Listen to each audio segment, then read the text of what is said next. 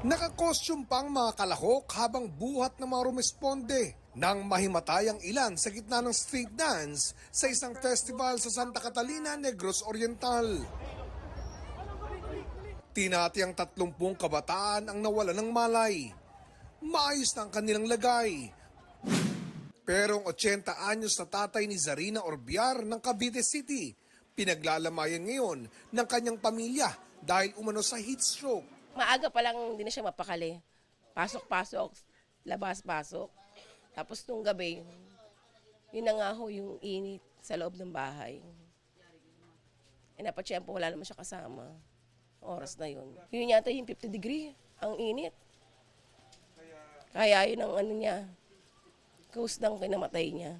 Ang pamunuan tuloy ng Barangay 58, minabuting araw-araw na magpa-movie marathon with aircon habang mainit umano ang panahon. Nang sa ganon ay may matatambayan ang kanilang mga senior citizen. Ngayong buwan po sa aming barangay, ang nababawian ho ng buhay ay nasa 4 na senior citizen.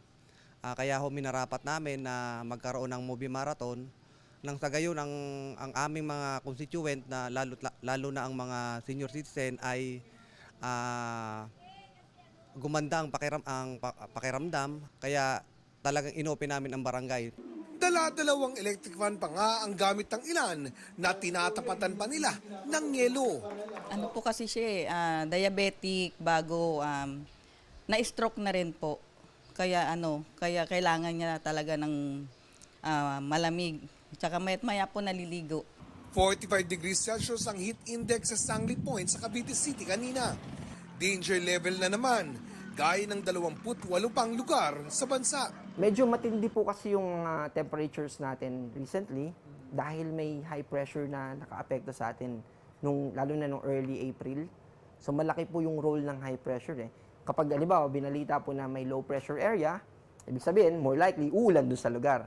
Pero kapag high pressure po, ang dinadala po niya sa atin, drier condition at mas mataas na temperature. Ilang LGU ang nagsuspindi ng face-to-face classes hanggang bukas. Extended pa hanggang April 30 ang face-to-face suspension sa public at private schools sa Sarangani Province.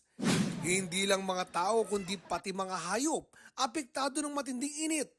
3 beses kada araw kung paliguan ang ilang baboy. Madalas ding paliguan ang mga bakang ito dahil hinihingal. Ang husky na ito, ginawang tulugan ang palangganang may tubig sa Nueva Ecija. Tayo kasi pwede tayong magpawis. Kumpara sa kanila, hindi naman sila nakakapaglabas ng init through pagpapawis.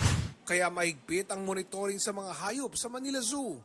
Binabasa ang kanilang pwesto para lumamig. Binabantayan din ang temperatura at binibigyan ng blocking yelo para pamatid init.